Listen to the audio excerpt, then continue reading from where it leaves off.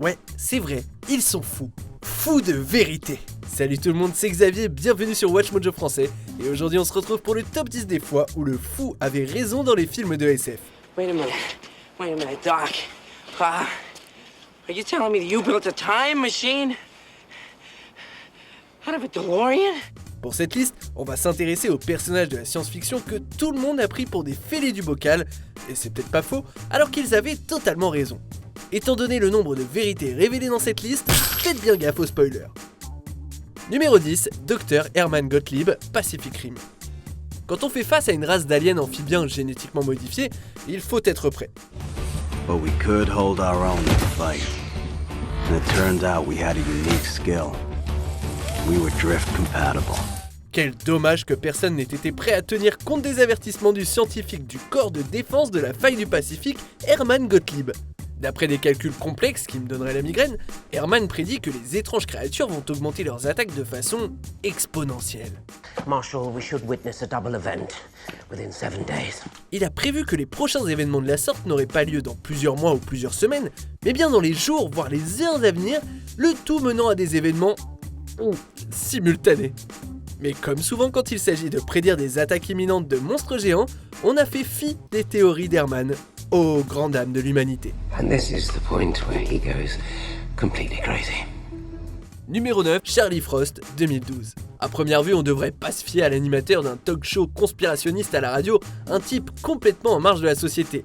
C'est pas d'un type comme ça qu'on attend de nous prédire un cataclysme imminent. It's the apocalypse, end of days, the judgment day, the end of the world, my friend. Christians called it the rapture, but the Mayans knew about it, the Hopis, the I Ching. Et pourtant, on devrait. Diffusant en direct de l'étendue sauvage du parc de Yellowstone, Charlie Frost a correctement averti ses auditeurs qu'une catastrophe planétaire allait se produire. Avec quelle preuve ? Le calendrier Maya, bien sûr. In ancient times, the Mayan people were the first civilization to discover that this planet had an expiration date. According to their calendar, in the year 2012, a cataclysmic event will unfold caused by an alignment of the planets in our solar system that only happens every 640,000 years. Au passage, il en a profité pour accuser le gouvernement de dissimuler le tout par un complot à grande échelle. Hélas, le pauvre Charlie s'est fait engloutir par la croûte terrestre. Mais au moins, il est parti en sachant qu'il avait raison de tenir ce discours. I have goosebumps, people.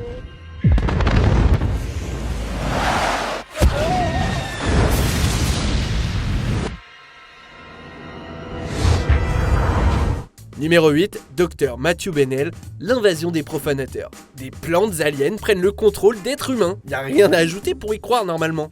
Lock the door. They're coming! They're coming! Help! Help! They're coming! They're coming! Listen to me! Listen! Help me!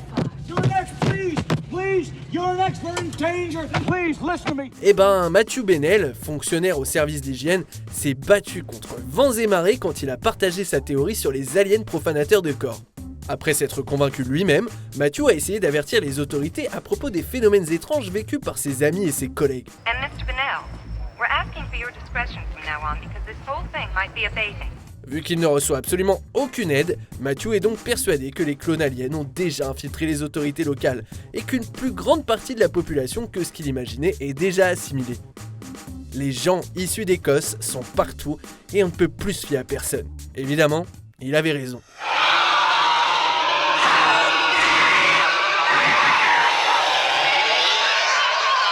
Numéro 7, le commandant William Cage, Edge of Tomorrow.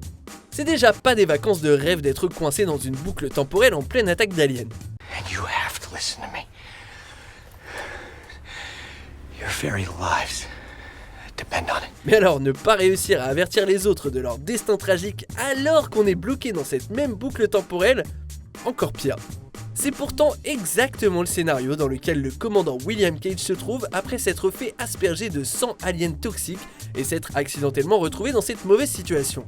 Heureusement, en plein milieu de ce chaos, Cage rencontre une femme soldat qui connaît bien ce sentiment. You do know what's happening to me. Come with me. Now. Et donc, aux côtés du sergent Rita Vrataski, William parvient à monter une armée de super soldats prête à déglinguer la racaille extraterrestre. C'est carrément plus agréable une boucle temporelle quand quelqu'un nous croit, vous trouvez pas ?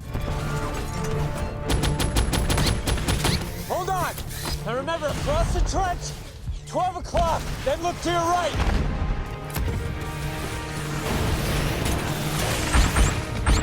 Numéro 6, l'officier Dale Spooner, iRobot.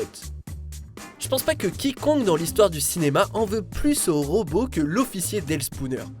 Let me ask you something, Doc. Does thinking you're the last sane man on the face of the earth make you crazy? Dans un monde futuristique où les robots sont unanimement perçus comme des aides quotidiennes inoffensives, Spooner est convaincu que ces bijoux mécaniques sont capables de plus que ce qu'on ne veut bien voir. En gros, il leur fait pas confiance, quoi. Et quoique sa parano des robots soit excessive, c'est pas comme s'il avait aucune raison de le penser. Save her! Save the girl! Quand un robot est intervenu après un accident de la route et a choisi de le sauver lui plutôt que de sauver une jeune fille, bah pour lui ça n'a fait que prouver que ces amas de métal et de LED n'ont pas leur place dans l'humanité. Bien sûr, personne ne l'a cru, pas avant que ce soit quasiment trop tard.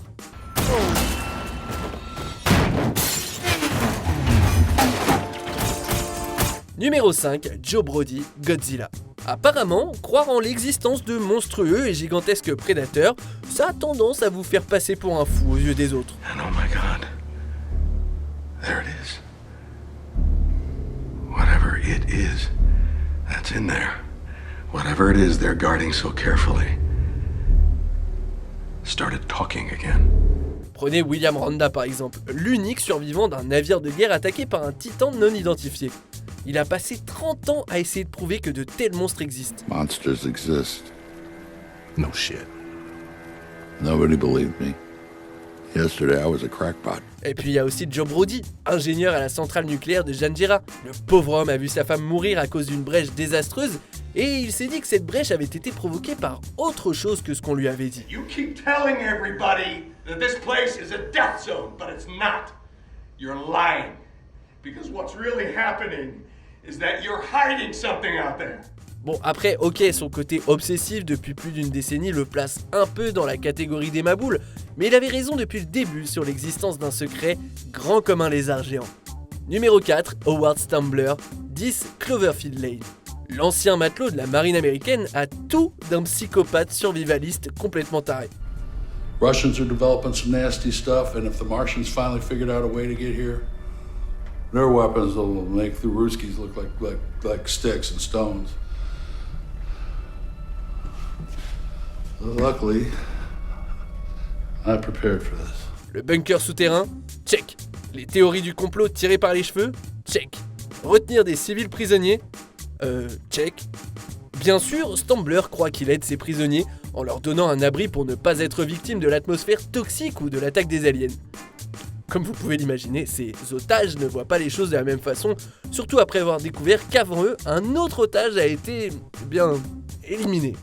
After I saved you and kept you safe, this is how you repay me. Ce n'est qu'après la mort d'Howard et l'évasion du bunker qu'on comprend, c'était fou de ne pas lui faire confiance.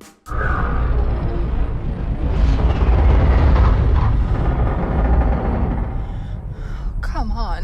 Numéro 3, Sarah Connor, Terminator 2, le jugement dernier. Bon ça me surprend, mais a priori, tirer la sonnette d'alarme à propos de Terminator qui voyage dans le temps, de l'inexorable apocalypse robotique et de l'Armageddon nucléaire qui va en résulter, ça suffit à se faire mettre chez les fous. Dead already! This whole place, everything you see is gone! C'est en tout cas ce qu'a vécu Sarah Connor, la mère du futur leader de la résistance humaine, et pendant un moment pensionnaire d'une prison de haute sécurité pour personnes mentalement instables. Ironiquement, quand le soldat humain de la résistance, Kyle Reese, a été envoyé dans le temps pour la protéger, Sarah elle-même a douté de tout ce qu'elle considère désormais comme vrai. Cybernetic organism. No, he was bleeding. Non mais, je suis d'accord avec vous, c'est une pilule difficile à faire avaler, tout le topo de la guerre robotique, de l'apocalypse et tout. Jusqu'à ce que des cyborgs sans merci se pointent. Là, d'un coup, c'est plus facile à croire. Numéro 2, Dr. Emmett Doc Brown, Retour vers le futur. Est-ce que vous pourriez croire un vieil inventeur complètement barge s'il vous disait qu'il a découvert comment voyager dans le temps après avoir glissé aux toilettes et s'être cogné la tête? And you hit your head on the sink, and that's when he came up with the idea for the flux capacitor, which is what makes time travel possible. Et bah pourquoi ne pas confirmer cette histoire avec son lui du passé, tiens? Bah ouais, vous savez, après avoir accidentellement conduit avec sa machine temporelle construite à partir d'une DeLorean qui tourne au plutonium. My calculations are correct. When this baby hits 88 miles per hour, you're gonna see some serious shit. Doc Emmett Brown est un vieux dingo à première vue, mais le gars a des résultats. Croyez-moi, vous n'aurez pas besoin de route pour aller là où le génie de Doc vous emmènera. Hey, Doc, we better back up. We don't have enough road to get up to 88. Roads? Where we're going, we don't need roads.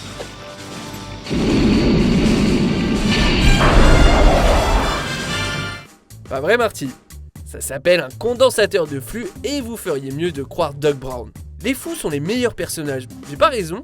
On en a en réserve qu'honnêtement, personne n'aurait cru si c'était une vraie personne. Pourtant, le gars avait raison et il a répondu présent quand on a eu besoin de lui, alors que personne ne le croyait.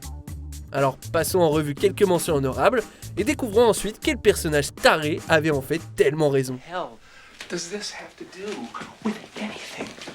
Tell me what's happening! Well, you're having a nervous breakdown, that's what's happening. You're part of this, aren't you? Now what the hell are you talking about? Over. Bert, they're under the ground. They're under the ground. They can dig like a son of a bitch. Big monsters underground. Now get out. Hurry! The more I try to think back, the more it all starts to unravel. None of it seems real. It's like I've just been dreaming this life, and when I finally wake up, I'll be somebody else. Nous publions de nouvelles vidéos chaque jour, alors abonnez-vous et activez la petite cloche et les notifications sur téléphone pour ne rien rater. Numéro 1, Russell Cass, Independence Day. Avec le nombre très important d'enlèvements par des aliens dont on entend parler, va pas falloir bégayer quand des créatures venues d'ailleurs vont finalement se pointer sur notre gros caillou bleu qui nous sert de planète. Malheureusement, la plupart des lanceurs d'alerte sur le sujet ressemblent à Russell Cass. I was kidnapped by space aliens 10 years ago! They did all kinds of experiments on me! They've been studying us for years! Finding out our weaknesses! We've gotta stop them! They're gonna kill us all! Ancien pilote de chasse devenu alcoolique risible, personne ne se fie à Cass, même pas ses enfants. Tout le monde le prend pour un cinglé comme un autre qui croit à l'existence des extraterrestres. Just what in the hell do you think you're doing? It's the wrong field, you idiot! C'est pourtant Russell qui rit le dernier, puisque des aliens hostiles viennent bel et bien sur Terre, ce qui pousse ce vieux vétéran de guerre à reprendre du service au meilleur des moments. Russell Case, sir! I told you I wouldn't let you down! Just keep those guys off me for a few more seconds, will ya? Alors peut-être qu'il faut qu'on se mette à croire au Russell Cass de ce monde. Vous êtes d'accord avec notre sélection? Dites-le moi en commentaire et checkez cette autre super vidéo de Watch Mojo français.